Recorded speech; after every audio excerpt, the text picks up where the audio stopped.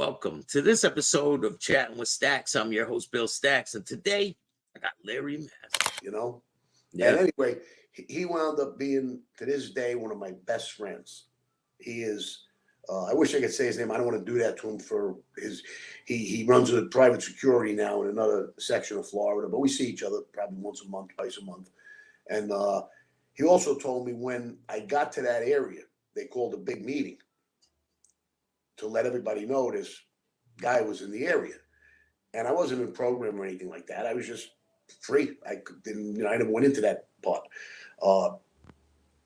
So, it's like, that's timing again, right? How do I run into this? Run into him. And now he sort of looked after me. If I, a couple of times I got pulled over and I mentioned his name, they got on the phone and it's all right, you could go, so things like that. I had a car stolen. They called another meeting saying something about the war because the car was all damaged. They said, oh, he's not bringing the war here. And he was just, he would sit in the back and laugh because he knew I moved on. I'm not, there's really no ties left other than other guys that left the life the same for whatever reasons, whether they made a deal, whether they went into the program, whether they retired, there's a lot of guys that talk. I've spoken with a lot of active guys, that don't have a heavy duty resent because they saw what happened. They're realistic, I mean, your situation is a lot different from a lot of other people's, But you know what? A lot of people have situations and reasons. You can be of an opinion. I appreciate that opinion. I do feel that way, but it doesn't change the fact that there were rules put out, okay? And I abided by all of them. I watched guys not abide by any of them. And, omerta is not the number one rule. It's not the number 5 rule. It's a rule and there's probably 5 that are important. We talk about them all the time. That one, not attacking the boss, not killing him, not disrespecting him. He's the boss forever and ever and ever. And whatever he says, and this was asked of me, if your mother's at her deathbed, will you come if we call you? And I remember Greg telling me I'd never go, but when I got straightened out, I said yes. He said, so you say yes. He coached me a little bit. So I had, but you know what? We all on the same scumbag level. If we all say yes to that you leave your mother on her deathbed. For what? For a group of drug dealing, backstabbing, treacherous mother, think about it. But we all say yes. There's something. So we're all on that. Yeah. You sold your soul to the devil right there by saying something like that. But again, also sleeping with somebody's wife. I mean, some people think that should be the number one because once you start doing that, it's not family. Drugs, of course. You know how much drugs was going on in Cosa Nostra. Come on, everybody knows. But were there a lot of drug use going on in the crew? Use and sales. And guys, you just took the envelope and you knew. But here's the problem. Now this kid is selling pot. You're taking $5,000 a week. He gets pinched and he's facing 2 years if he cops out. You don't allow him to cop out because now we're admitting you're selling drugs. You can't cop out. Now the kid gets 12 years. So that's what I'm saying. So all those rules, you could zero on any one of them you want. Who's worse, me or John Gotti? John Gotti killed his boss. That's a horrible rule. You just destroyed the structure. You're not supposed to do that because now they could come and kill you. Vic Arena, what did he do? He went after Junior's position. He started whacking guys out that were loyal to Junior to take over that spot. Didn't he know that rule? Didn't Greg know that we're not supposed to sleep with his women when he allowed me to sleep with her and have this affair for 10 years? He knew that when I saw him putting a whole cartel together of drug people. Now we weren't even Shylock's anymore. That was secondary. It was all about those bags coming in with drugs. So you're watching all these rules be broken. The one rule that I can honestly say I never saw broken, and I'm not saying nobody dealt with it, was counterfeiting. We're not supposed to deal with counterfeit money. And that makes sense. We're making so much. We're so important to the neighborhood's cash flow. At one time, not anymore. why would we want fake money? That means every time somebody brings in and drops off $1,000 of juice to me or 5,000 on a gambling debt, what if half of it is counterfeit money? Yeah, then you're stuck So holding the bag with the money, right? that's why that rule. And like I said, I don't know anybody in close. Now it didn't count for credit cards because um, those were duplicates. Those were duplicates. They weren't even hot. They would. But then we made up the fake tokens that we use at all the toll booths. That didn't count. The actual counterfeiting of cash was taboo.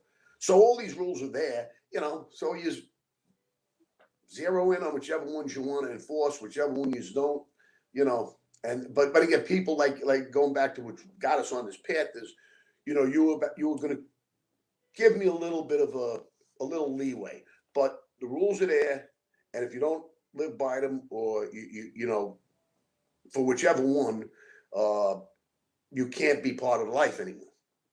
Yeah, they will shun you, right? Yeah, Basically. listen, but even me, I copped out. I made a deal, did what I had to do. But again, if you look at all the steps that happened that led to that, I don't have any regret. I don't have any. I could look in the mirror every day and say I did, and I hear it from people all the time. I hear it from people all the time. I don't know what took you so long after hearing about it. Hearing about Well, it. how long did you go before you decided to do that? Well, I was in the can for about a year, listening to hearing guys like Carmine Persico goes. Then this one went. There was a whole list. They were clogging up the system. But then, and I tell this to people too. I wasn't even considering it for two reasons. The first reason, if Greg was alive and he wasn't bad, I would never put my family in that jeopardy, because there's nothing he wouldn't do to stop me from destroying him and his family and their income of money. Nothing. He would, and I've said it. My father, my mother, my sister, my brother, my wife, my dog, my cat, my neighborhood priest, anybody that Goldfish. he thought I would not do it. So there was no way I would put any of those people in harm's way. And the other thing was, we had Jimmy on the lam, and I figured I could get. We already knew he would do whatever I did. He'd come in if I copped out, whatever. That's how close we are. So we said, if I can use him as a negotiation ploy, let me fight this down. They were 25 years. I says, let me try for 22. They were stingy to cut to 23. I said, but once I could get them to the lowest end, and I was hoping, it's never going to happen. I was hoping to get it down to 17 or 18. Then hit them with, I'll get Jimmy to come in if you give us another 5 years each off. That would make them heroes, that they caught the fugitive, and to wind up with 13. So I did 10 anyway, because they never liked me. Like I said, I gave up one of their own, Yeah. So a corrupt FBI agent. Without him, they didn't need me. They said it several times. Because I walked out 3 times after my lawyer, tried to make a deal for me. They weren't going to let Jimmy in. They had this stupid roof, high end, Life. I said, what am I going to, what good am I going to get out of this? Finally, they said they'd let Jimmy in, and we continued on the path. And but they, I remember them telling, my attorney telling me, they know everything. They were telling me stuff about you that you didn't tell me. And then he would say something. So I forgot about that. He says, you got to let me know.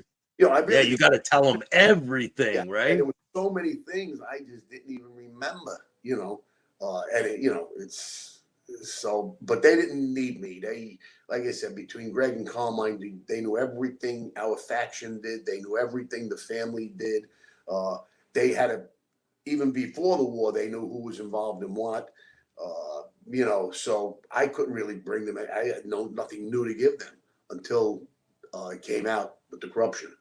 Because I had a lot. Then I had a lot of stuff. I had the cell phone, shoe phone, that big old fashioned phone that we would use, that Greg would use to call his girlfriend, who turned out to be the agent. We had the scanner with the code. the secret code. It's a 5-digit code. You can't just make it up. I mean, you can't. You could sit there for a lifetime and never come up with the 5 digits. We had the exact 5-digit code to listen to the FBI and the New York State Task Force talking about us, following our enemies. We were following them as they were following Wild Bill. Can you imagine if they were talking on the walkie-talkie about you guys? Oh, they were. And like, so they were talking about you, and you're listening There was to a them. time we came out of the house loaded to the gills, guns, bulletproof vests. As soon as we pull out, and I forgot what they called them, Charlie. They call themselves Charlie Cougar. They all were driving Cougars.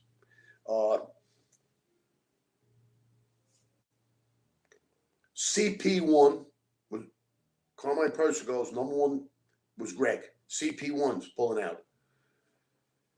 The other side was VO, Vicarina. VO1, and that was Wild Bill. VO2 was maybe Joe Scopo, or vice versa. So we're listening to them, and as soon as we heard that, we saw the car pull out down the block. So we get to the corner. There's another Cougar with, this is the funny part, with a Chinese guy and a blonde American. And back in those days, there was much of that going on. You know, you married your own kind. And they're in the same exact Cougar as the other one. So we made the right. Now we got 2 Cougars following us. We come right around the block, and we're listening to them. They say, all right, they're going back into the house where they came from. So we go in, we take the vests off, we leave the guns, we come out again. And we even leave the scanner, but we leave it with Linda. So she's listening to them, and I'm on the shoe phone now. So we still know what they're doing. So we pull back out. She says, all right, there's 2 of them following you. So I'm telling, Greg's hysterical. Greg's laughing through the whole thing. Because he knows what's going on. First of all, he knows, right? And he knows we're not going to get pinched because we have nothing on us. Well, once they hear who he is, they're not going to pinch him. So, but I guess they had to watch you. Not all the lower level guys knew. I mean, those are details that, I don't know, it'll probably come out in 50 years when they give us Kennedy's information. You know, they keep holding it for 50 years till everybody's dead. So we start driving. We're going to a meeting downtown. So we're driving. Now she says, oh, there's a 3rd car following you and a 4th car. Finally, it's like 6 cars following us. But we're on the BQE, busy highway. So some are passing us, some are coming, getting off the highway, getting on, like, so we don't know they're there. Finally, we get off at our exit. The 5 cars surround us at the light.